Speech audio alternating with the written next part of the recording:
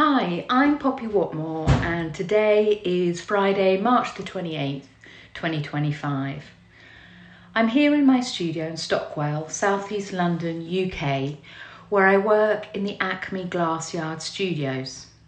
I live not far away, so I'm fortunate that I can walk to work. In my art practice, I'm primarily a sculptor. I make sculptures out of found objects and cast materials to create assemblage.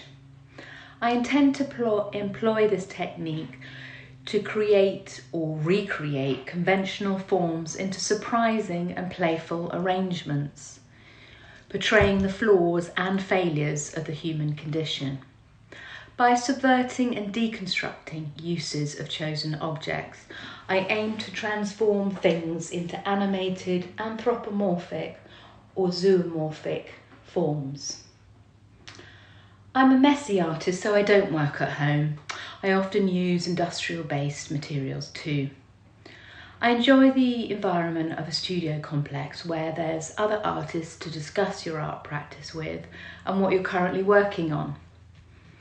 Last year, Lee Johnson, another studio member, and I developed a project space in the front foyer of the studios called 2+2. Our intention is to progress the dialogue between artists in our studio block and externally. This has helped to grow a more active community-based environment and dialogues between artists inside and outside of the studios. I curated the last show called Clinging On, which started at the beginning of March 2025, a group show of wall-based sculptures. The concept explores the instability growing across the world as we cling to liberal norms, ideas and values. The works are physical, material or conceptual investigations of precariousness and the accompanying need to hold on. I moved to Jersey from England when I was about 7 in the Channel Islands. I then went to boarding school from the age of 12. I went to an academic school where art was overlooked as a serious subject, and I spent a lot of time at school hiding in the art block as it was a place of solace. Our school was intense and I felt like I had a little free time, so I used to skive lessons and church. We had to go every day, often so I could spend time in the art studio. It was a competitive school and sometimes I grappled to keep up. It was only as an adult that I discovered that I was dyslexic. I think I learn in different ways. The work Cock Leg and Broken Bones is an example of an inspired autobiographical work where ubiquitous tables that might be interpreted as desks at school are upended with rebellious gestures. There's a suggestion of escaping the mundane activities of the institution. I was nicknamed Rebel Without a Clue and could be quite disruptive in lessons. Most of the work is titled from past conversations or memories that have stuck in my head. Some of the work emerges from troubling parts of my past. For instance, in the work titled Malaprop, there's a fractured, cut square of laminated flooring put together with hinges in an absurdist manner, which at times appears floating off the floor. There's a star in the middle of the flooring. The star presents us with one of the most enchanting of all symbols. The star symbolises for me aspiration, magic, creative brilliance and divine guidance. Yet this star is distorted. It's an amorphous star imitated from the artificial light marked on the floor in the film still of Dr. Caligari's Cabinet, directed by Fritz Lang. The work is part of German Expressionism, which addresses themes of madness and betrayal. This film also explores the nature of authority as a vicious and domineering force. The images are distorted, an obscured setting is marked throughout, warped, exaggerated like a drunken nightmare, painted in dark brushstrokes designed to torment the eye. The world of Dr. Caligari is a place that exists nowhere but in the psyche of the deranged, which becomes poignant when we learn at the end Our perspective has been through the eyes of an asylum patient. These skewed visuals echo also within the imposed disharmony of the laminated flooring in malaprop, creating a metaphor for a fractured suburban domestic setting. The experience of my family life was fragmented, and it was often tense at times. These fragments of past domestic life, where nothing was consistently grounded or appeared as it seemed, weaved into parts of everyday life. The title of the work is inspired by my English teacher, who used to call me malaprop, as I used the wrong words and sayings that often can be humorous. For example, no skin off my back, or your wish is my demand. These are similar to the mishaps like hinging the flooring rather than gluing the floorboards. The flooring has lost its original intention of being walked on. My background has impacted how I see the world and create art. Being dyslexic, I think, meant that I saw the world more visually than most. I learnt spelling by looking at the order of letters rather than phonetically. I often don't read instructions and would rather experiment with things, working out how they work intuitively. In the studio, I work with materials and objects through experimentation, which often helps me to create my own language and relationship to materials. We weren't an emotionally open family, so by drawing and making, I had the possibility of creating my own world, so too playing out personal challenges, reflecting on my own concerns, and exploring meaning in my own environment. The artworks that I make offer iceberg moments, small snapshots of poignant experiences and shifts of influence when growing up. Often there isn't a conscious intention of past histories influence the work, but whilst experimenting with materials, sometimes narratives reveal themselves. For instance, in Before the Law, which is a silicone cast of a garden gate, instead of rigidly keeping people in and letting them out, it flops and curls to the ground. The Jesmonite casts which hang on the gate are tools for pinning fences to the ground for security. Yet in this case, they're transformed through the casting process and made playful by bold pigments and their absurd layout in relation to the collapsed gate. I think this work reflects on my lawless childhood background. I was brought up where we played outside, unminded for hours, with few rules, making dens and playing in fields.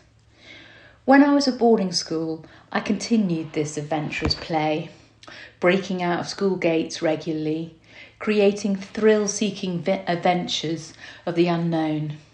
Again, without guidance, a law unto ourselves, and a break from the relentless, strict authoritarian rules that we had to abide with every day. Next, in the work Meetings, it's a memento of overwhelming fear in a hostile environment. I imagined a pair of large hands taking over me and swallowing me up. It felt as though my presence had disappeared from my body. This disharmony and disjuncture is exposed by the jagged, oblique lines and the jarring colours. Lacan interpreted the image of the fragmented body, these cut-off hands, manifesting itself in dreams to which the hands appear as a horrifying nightmare. Lacan described the movement of this analysis encountering a certain level of aggressive disintegration in the individual.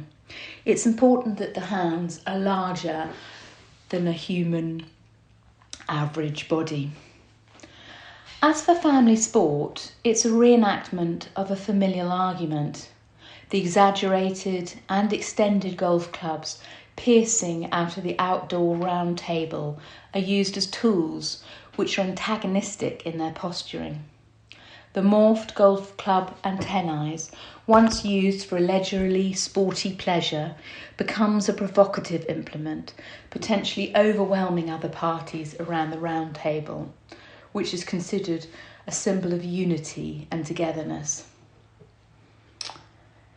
As for family meal, There's a deconstructed carcass of a room with a wooden frame, including wall struts and kitchen furniture, exploding out of a cube. Whilst the kitchen units are upended, their cupboard doors are pushed out of the interior space. A chopped up internal door sits on the top of the room, and the kitchen sink hangs on the ceiling where the light might have been. Chairs fall down and fall off an angled kitchen table, sliced through a wall. This skeleton of a room and its contents are contradictory to established order in a home, which we might expect, and its subsequent comfort. There's a sense that the home is displaced. Objects are fitted in disharmony and fixed in a precarious manner. Each furniture piece cuts through this catalogue setting, disrupting the viewer from the original sense of place. The arrangement suggests a potential conflict, a frozen performance. The work was originally titled The Reenactment of a Family Meal, 2012 to 1982. The work is about how I found out I was moving house as a young child, but unaware it was happening. This is an extract of writing about the experience. I remember I was by the beach, enjoying the waves and the soft touch of the sea, a playful 7-year-old. I didn't know the date in August, but I knew the sum of days felt longer than normal, especially longer than our annual holiday to Jersey. Disorientated in time and place, I asked, "Mummy, when are we going home?" She replied, "We're not. We're staying here." The beach, the pleasures of the sea, turned into waves of horror inside of me. The seascape turned cold. I felt like a found pebble, impenetrable, resting only there as I had been moved there by the force of the wind and the sea. Lastly, in the work Can We Talk? This portrays a thwarted conversation made physical. A dissected kitchen table interrupts the imagined meeting of two people. In between, a precarious wall portrays a barrier, the psychological weight of a split and potential loss emerging from an impending conversation. The blocked and bricked wall emphasises the fragmented, heavy divide of this intimate moment.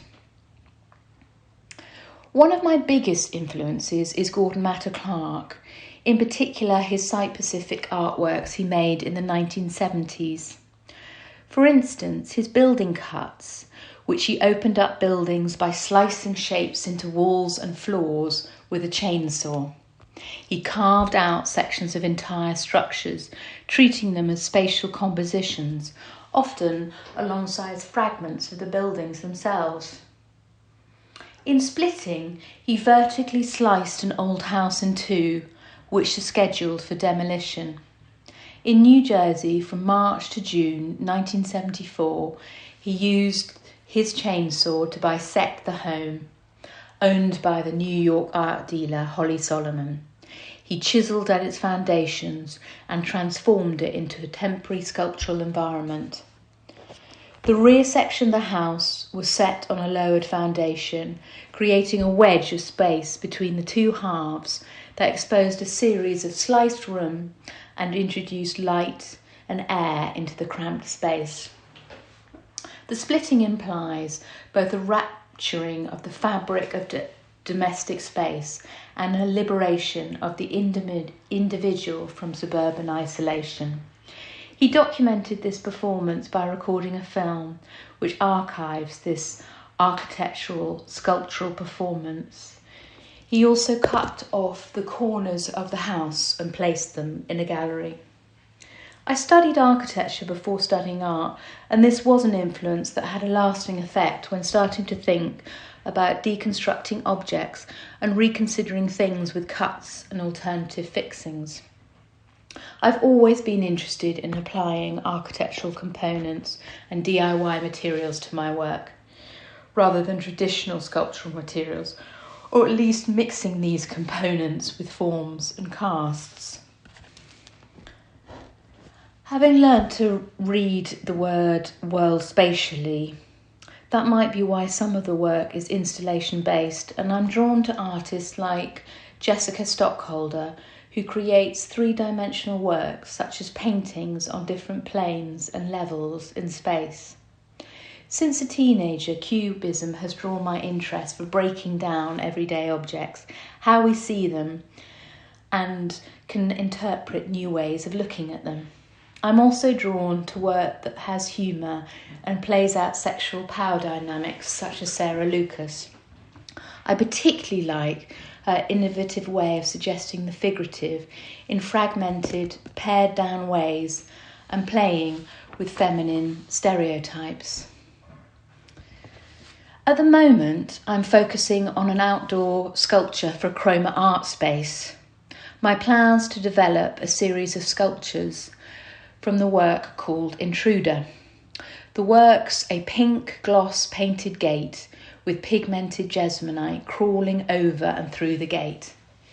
I want to develop a series of freestanding pigmented gates, about 5, with long worm-like forms pouring over and in the gates, as well as crawling in and out of the ground. The intention is to make the worms pour over the gates with ease, offering a zoomorphic and anthropomorphic performative element of movement through landscape. Over gates, which are often symbolic and physical borders between fields, private lands and public walkways. The work's going to be installed in the grounds of the Grove Hotel, Chroma, Norfolk. The work's expected to fit in the context of the landscape, as the development of the Intruder examines how our relationship to public walkways in the United Kingdom.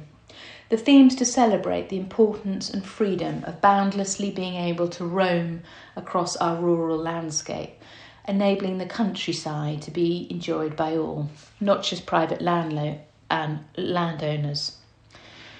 Through this work, I want to honour the public rights of way in Britain along coastal paths. These paths are some of the oldest inscriptions of our landscape, a tangible record of people's movements over the centuries. By making these landmarks at Grove Hotel, I'm aiming to explore the melting pot between public and private land. This also relates to a series of sculptures called Playtime, which I'm currently showing in a former golf centre in Thamesmead at Winter Sculpture 2025, which is showing until the end of April. 3 pairs of Wellington boots are configured to express the joy of being outside as they're kicking out upwards, almost like a can-can. I want to continue the pursuit of making outdoor sculptures to highlight the pleasure of accessing the outdoors and experiencing our countryside in dynamic approaches. The biggest challenge being an artist is obviously the socio-economic circumstances. Throughout my practice, which has been more than 10 years, I've had to balance making money elsewhere to support my practice. And you can live a more precarious life than others, which makes life harder. And often I felt misunderstood, isolated from normal society in relation to my choices. As a result, I tried to surround myself with other artists who have similar concerns and motivations. My advice to my younger self would be to start studying art at a young age. I always wanted to be an artist, and I felt a calling from about 15 years old, but was strongly advised against it. Instead, I spent at least 10 years of my young life studying and working on other things, while definitely looking over my shoulder jealously at other artists.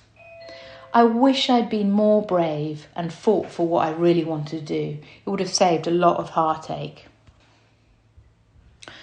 But then again, it's good to have had some experience in other fields to draw from in order to make art. I like the fact that when I went to Camberwell College of Arts, I was a tiny bit more mature, so I had a few intentions of what I wanted to communicate, even though I didn't know how to do it. I was a lot more hungry and motivated, which helped me consolidate my practice in my MA at Slade School of Fine Art. I mainly use unconventional mediums and techniques. Most of my work draws from using DIY materials, as I feel more comfortable applying lo-fi materials with my work and things that surround me in the everyday. It allows a more fluid and less self-conscious method of working, where I feel I can experiment more freely. For instance, instead of using plaster, I might use polyfiller. I use a lot of found materials as a starting point for work. Other unconventional materials include doors, tables, chairs, ladders. I made a series of work by cutting up found objects and putting them together with hinges. I do listen to music or also political podcasts while I work. Sometimes when I listen to music, some of the lyrics might inform the titles. For instance, I was listening to the Sleaford Mods' Tweet Tweet Tweet, where the narrative explores the metropolitan chaos travelling one morning in London. There's a line of happenstance when he says, "That's just the way things go." I've just named my last work after this phrase, having listened to it while making the work. I thought it related to the work aptly, where things are unplanned and at times shocking events happen to us in everyday circumstances.